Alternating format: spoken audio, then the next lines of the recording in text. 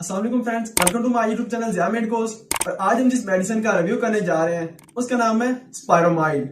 स्पायरोमाइड simple और स्पायरोमाइड 40 mg की potency में अवेलेबल है और ये सर्फ फार्मा की एक प्रोडक्ट है। अगर इसके साल की बात की जाए तो वो कॉम्बिनेशन है फ्यूरोसिमाइड का और स्पायरोनोलैक्टोन का।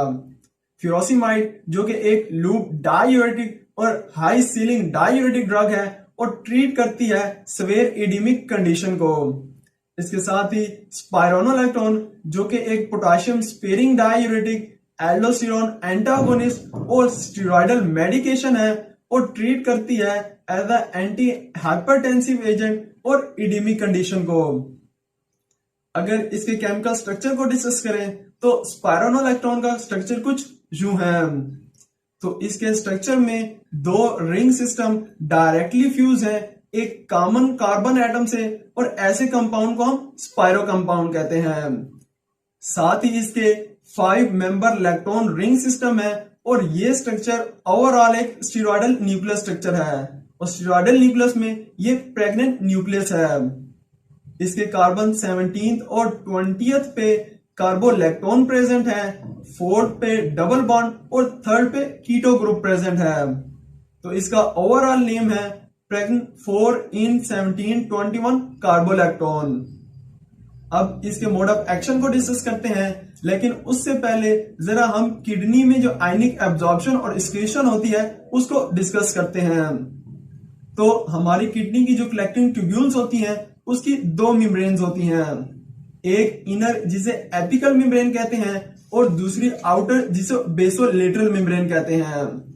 और मोस्ट इंटरेस्टिंगली इन दोनों मेम्ब्रेन से आयन इजीली पास नहीं होते, बल्कि आयंस को पास होने के लिए स्पेशलाइज्ड आयन चैनल्स की जरूरत होती है।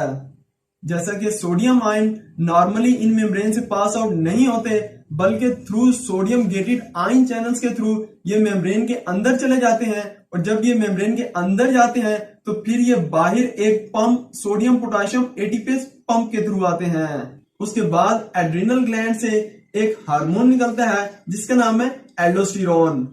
ये एल्डोस्टेरोन रिसेप्टर से जाके बाइंड होता है और एक्टिवेट करता है एल्डोस्टेरोन रिसेप्टर की एक्टिविटी को, और ये फिर आपकी कलेक्टिंग ट्यूब्यूल्स में सोडियम रीअब्जॉर्प्शन को मजीद प्रमोट करते हैं, जिससे सोडियम आपकी बॉडी में रिटेन हो जाता है और सोडियम का लेवल बढ़ जाता है, जिससे आपका ब्लड प्रेशर भी रेज होता है और फ्लूइड रिटेंशन ईडिमा भी काज होता है।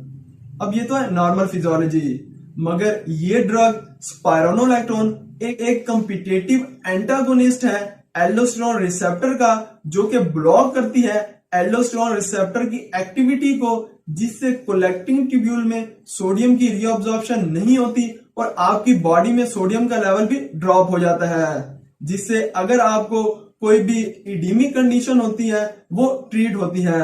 और ये ड्रग पोटेशियम के लेवल को अफेक्ट नहीं करती, इसी वजह से इसे पोटेशियम स्पेयरिंग डायूरेटिक ड्रग कहते हैं। अब इसके यूजेज और क्लिनिकल एप्लीकेशन को डिस्कस करते हैं।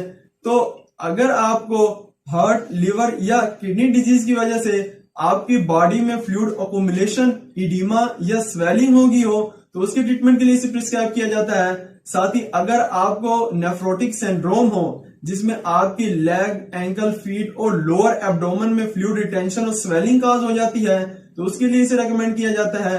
या अगर आपको हाइपर एल्डोस्टेरोनिज्म या किसी भी वजह से आपकी बॉडी में ब्लड पोटेशियम लेवल ड्रॉप हो गया हो, जिससे आपको टायर्डनेस, थकावट होती है, लेग क्रैम्प्स, वीकनेस और कॉन्स्टिपेशन को काज करता है, तो उसके ट्रीटमेंट के लिए इसे प्रिस्क्राइब किया जाता है। और साथ ही स्पायरोनोलैक्टोन का एक एक्शन एंटी एंड्रोजिन एक्टिविटी को भी शो करता है और इसीलिए इसे डर्मेटाइटिक कंडीशन, जैसे कि अगर आपको एक्नीज हो, पिंपल्स हो या सेबोरिक डर्मेटाइटिस हो या हिर्सुटिज्म हो, जिसमें यूजुअली फीमेल्स को एक्सेसिव हेयर ग्रोथ होने लग जाती है, तो उसके ट्रीटमेंट के लिए इसे प्रिस्क्राइब किया जाता है। या अगर कोई ट्रांसजेंडर हो के उसने अपना जेंडर चेंज किया हो तो उसकी हार्मोनल थेरेपी भी में इफेक्टिव है। या अगर आपको कोई और इलेक्ट्रोलाइटिक डिसऑर्डर हो तो उसमें भी इसे सेफली प्रिस्क्राइब किया जाता है। इसके साथ ही स्पायरोनोलैक्टोन का एक एक्शन एस्ट्रोजन रिसेप्टर पे भी है, जिसमें ये गायनोकोमास्टिया यानी इनलार्जमेंट ऑफ ब्रेस्ट को काज करती है और ये यूजुअली टीनेजर बॉयज में कॉमन होती है, تو اس کے ٹریٹمنٹ کے لیے بھی اسے سیفلی پرسکرائب کیا جاتا ہے. اب اس کی ڈوزیج اور ایڈمنسٹریشن کی بات کرتے ہیں تو آپ نے اس کی سٹارٹنگ ڈوز لو ڈوز سے سٹارٹ کرنی ہے اور اس کی dose according to various medical condition different ہے، مگر آپ نے اسے ہرگز بھی as a self medication use نہیں کرنا بلکہ پراپر فزیشین کی ریکمنڈیشن سے یوز کرنا ہے. اور اس کے ساتھ ہی آپ نے ہائی سالٹ کنٹیننگ ڈائٹ سے بھی اوائڈ کرنا ہے. اب اس کے سائیڈ افیکٹس کی بات کرتے ہیں تو اس کے موسٹ کامن سائیڈ افیکٹس میں فریکوینٹ یورینیشن یعنی بار بار پیشاب کا آنا، مسکولر پین کا ہونا، ویکنیس ہونا، نمبنس ہونا اور لائٹ ہیڈیڈنس کا ہونا کامن ہے. تو اگر آپ کو میری یہ ویڈیو اچھی لگی ہو تو میری اس ایفورٹ کا اپریشیٹ ضرور کیجیے گا. اپنا اور میرے یوٹیوب چینل کا ضرور خیال رکھیے گا. اللہ حافظ.